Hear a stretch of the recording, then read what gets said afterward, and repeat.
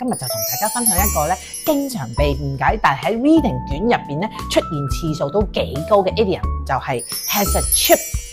on his shoulder 啦。咁我幾乎咧次問同學仔呢個句子點解咧，佢哋都話膊頭有塊薯片㗎。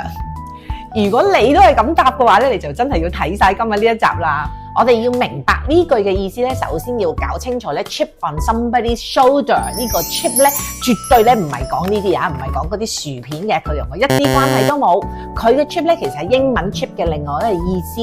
木碎咁解啊，細細塊嘅木頭啊。咁究竟點解啲人要將個 chip 或者木碎擺喺個膊頭度咧？據說呢句句子嘅來源咧就喺19世紀嘅美國，當時如果啲人咧想挑機咧，就會將一塊細細嘅木頭咧，即係 chips 咧，就擺喺自己嘅膊頭度，跟住挑釁其他人就話啦，嚟，夠膽去拍走佢咧。咁如果咧真係有人拍，一旦木碎咧就跌咗落嚟咧，即刻咧就要隻抽咬手瓜噶啦。後來咧呢個做法咧就慢慢變成咗一個比喻啦，話人哋咧個膊頭帶住個 chip， 即係 chip on the shoulder 咧，就好似咧某人咧成日都帶住個唔忿氣嘅心態，可能因為佢之前輸過啊，俾過人哋睇唔起啊，或者關於某件事耿耿於懷啊，成日咧都想做翻啲事爭翻啖氣計嘅。簡單咁講，呢句 chip on the shoulder 嘅意思咧，即係心有不甘，想爭翻啖氣咁解。